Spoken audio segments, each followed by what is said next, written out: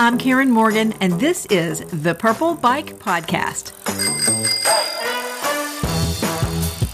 Hello, everybody. Today we're going to talk about 1988. In 1988, I was living in Macon, Georgia, and also flying around the country picking out pleasing colors and calming artwork for my first job after college, which was working as a designer for a psychiatric hospital company. We were wearing long skirts with poofy blouses to work and Ocean Pacific bathing suits on the weekend. Several cool things happened in 1988. A carpenter in San Diego who felt the need to combine a vacuum cleaner with hair cutting blades invented the Flowbee. He first sold them out of his garage, and then he sold them at county fairs, and then he sold them everywhere. Now, the Flowbee makes your hair look like it was cut by a vacuum cleaner in someone's garage, but it was brilliant, and I just read that George Clooney uses a Flowbee. I'm not really sure I believe him, but either way, I don't think getting a Flowbee will make you look like George Clooney. In 1988, Oscar Mayer came out with the Lunchables for people like me who just want some little squares of lunch meat and cheese on a cracker without having to do any work whatsoever.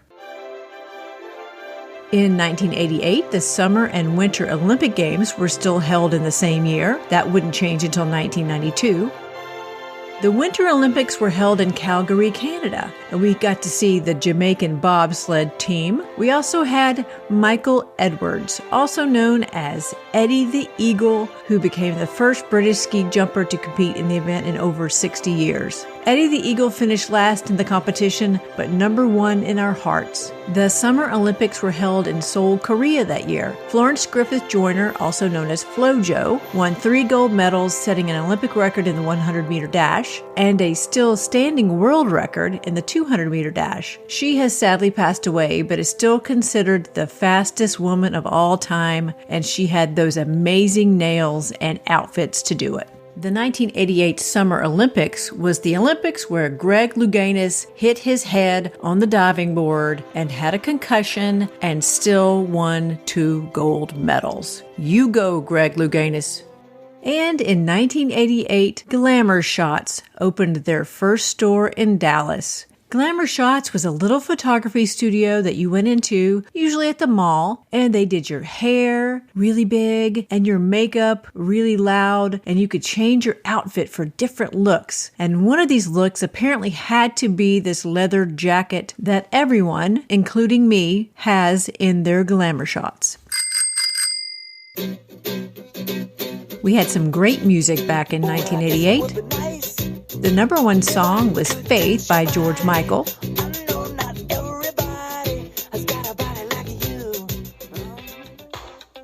The number 2 song was Need You Tonight by NXS. I need you tonight, 'cause I'm not sleeping. We also had a lot of Rick Astley.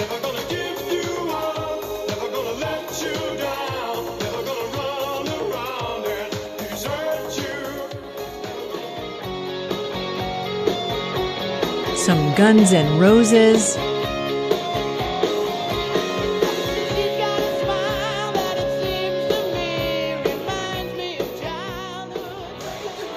And a lot of Def Leppard.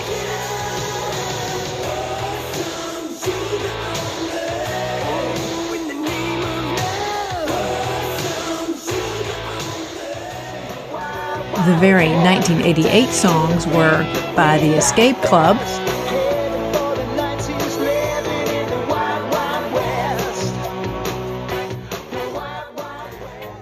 UB40,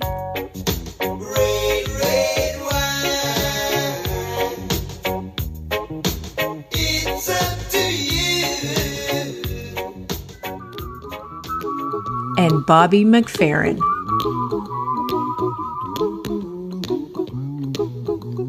Here's a little song I wrote. You might want to sing it note for note. Don't worry. Be happy. In 1988, I also started listening to Lyle Lovett. And if I had a boat, I'd go out on the ocean. Lyle Lovett is the next singer-songwriter that I want to talk about. His second album, which was Pontiac, came out in 1988. Lyle has recorded 13 albums so far and has won 4 Grammy Awards. Lyle Lovett grew up in Klein, Texas, and still lives there. He went to school at Texas A&M, where he and Robert Earl Keen played music together on the porch at Robert Earl's house. I have been a huge fan of Lyle Lovett since I first heard him. We are so happy that Lyle also likes to come to Maine, and we always go see him when he's here. And I got to meet him one time backstage. He was super nice. And if I had a boat, I'd go out on the ocean. And if I had a pony, I'd ride him on my boat. And we could all... The TV shows that I remember from 1988 were China Beach, which had a great ensemble cast. China Beach was set at an evacuation hospital during the Vietnam War. It aired for 4 seasons from 1988 to 1991. We also had The Wonder Years, which had Fred Savage as Kevin Arnold, and it was about this kid who was growing up in a middle-class family, and it was around 1968 to 1973 that this show was set. It was narrated by Daniel Stern as an adult version of Kevin. In 1988, we also had the debut of Murphy Brown, starring Candice Bergen, who also had a great ensemble cast. But one of my favorite shows that premiered in 1988 was Mystery Science Theater 3000. In the not too distant future, next Sunday AD, there was a guy named Joel, not too different from you or me.